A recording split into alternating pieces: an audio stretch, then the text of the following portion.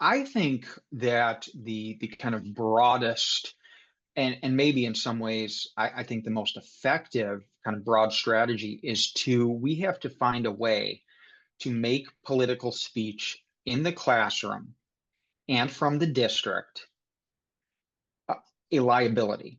Absolutely. We have to make it as taboo as the left has made religion in schools. And actually, that's something even that like most conservatives, if you said, hey, what do you think? There was this teacher, and he asked his public school teacher, um, led his students in the Hail Mary in front of the class. Most of them would be like, yeah, you shouldn't do that. Even a Catholic would say like, yeah, that crosses kind of a sacred line. We just leave the faith to us. These are our public schools. It should be the same way with politics. And we have to make it that way by continuing to make a lot of noise when teachers violate that, when schools violate that.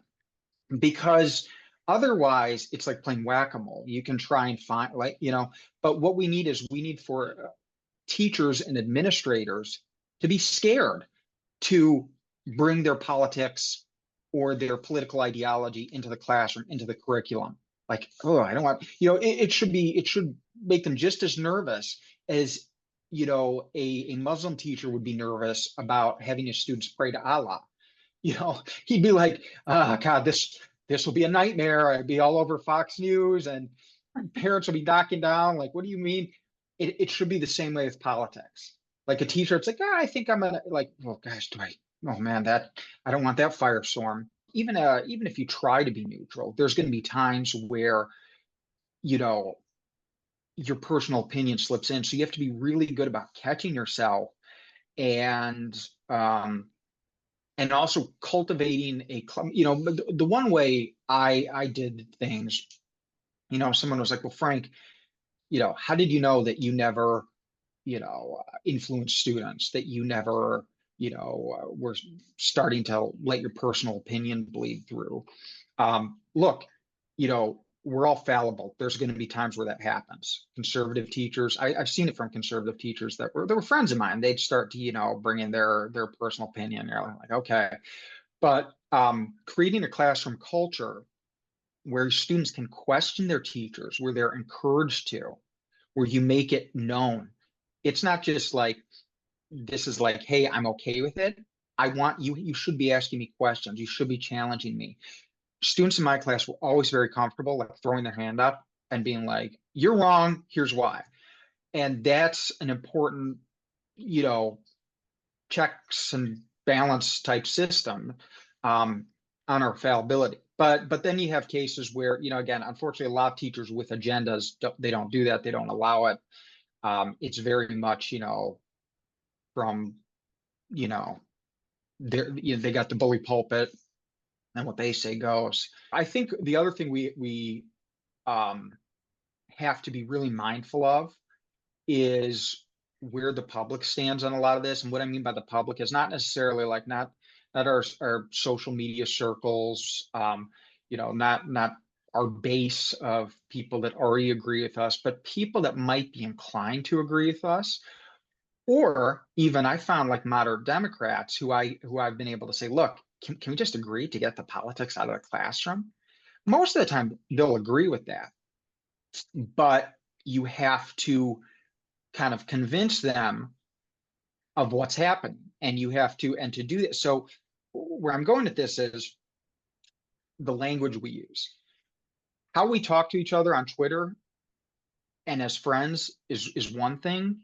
But if we go out to the general public, and I've seen this, and start saying, the public schools, they're transing your kids, and they're gonna castrate them, and your son's gonna come home with or your daughter's gonna come home with a chest binder, and your son's gonna come home in a dress. A lot of people are like, whoa, what are you talking about?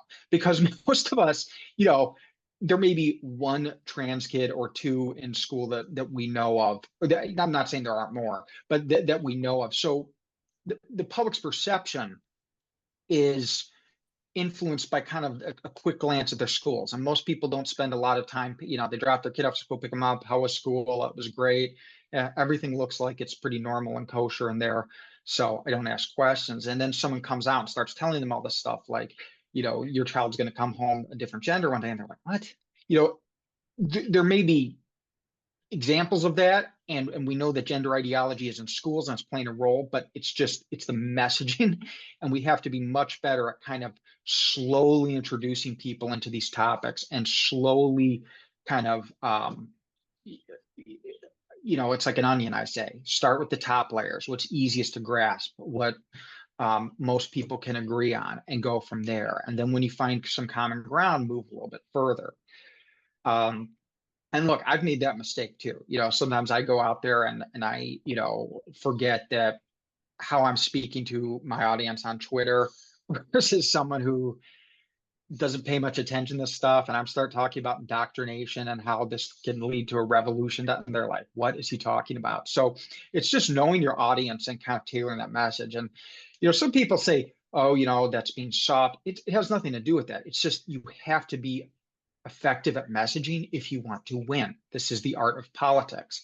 And I'm not saying don't speak the truth. If you want to be unfiltered and just speak, to your audience, you should do that. But also know that, like, in your community, you're going to probably have to approach things a little more delicately, because the thing they want is they want to be able to marginalize you as that crazy person. Don't listen to this person. They're nuts. The more reasonable you come across, the less loaded language you use, at least publicly, at least with other people, the harder it is for them to do that. So it's not always what everyone wants to hear, but it's something we have to be mindful of. How, because if we turn off people from this argument, that's really dangerous, because we need people to wake up to this. So we got to figure out how to wake people up, how to do it the right way, how to influence them to, at least I think the best understanding we're going to be able to reach as Americans is just like political neutrality, ideological neutrality.